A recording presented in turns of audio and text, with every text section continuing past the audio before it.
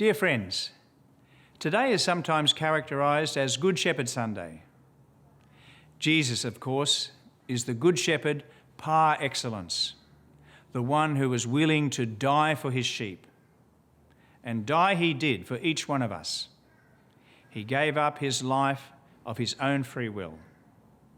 As a loving, caring shepherd, he knows each of us by name, and we can delight in being part of his flock.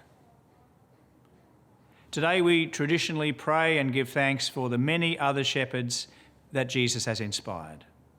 The bishops, the priests, the deacons like myself, the religious, and the many church workers who serve in roles of care and concern, especially for the poor and the needy.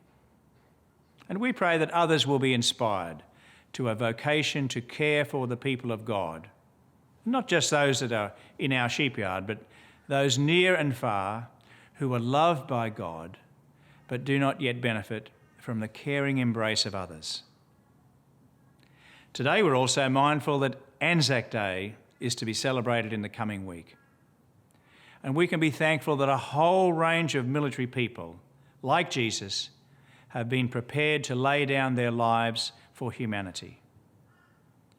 I was privileged to spend 47 years with young men and women in our defence and police services, firstly as an infantryman, but later as a chaplain.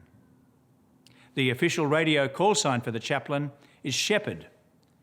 And when I became a chaplain, I was presented with this shepherd's crook by the Catholic community of Bougainville when I was serving there on a peacekeeping mission. Military chaplains normally carry shepherd's crooks, both to identify themselves and as an alternative to carrying a rifle. The military and the police value the spiritual support that chaplains provide. But that shepherd-like care and concern for others is actually a hallmark of all of our service people. And while I played a leadership role in shepherding in the military, I was just one of a whole multitude of people prepared to give their lives in service to others.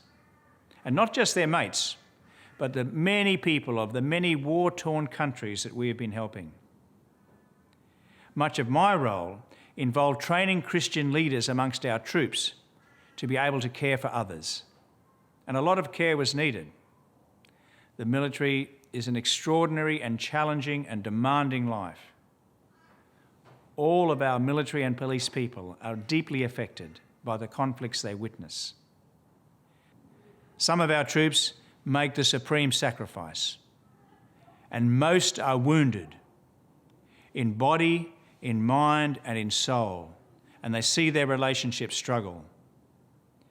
We have a ministry in the Archdiocese called Veterans Care that provides spiritual and holistic support to our veterans and their families. But everyone can play a part in caring for our veterans. And as simple as just turning out this Anzac Day and thank any veterans that you meet for their service. May we all be inspired by Jesus to be good shepherds ourselves and truly care for those around us. And may we be grateful that the Good Shepherd Jesus watches over us and gives us life in all its fullness.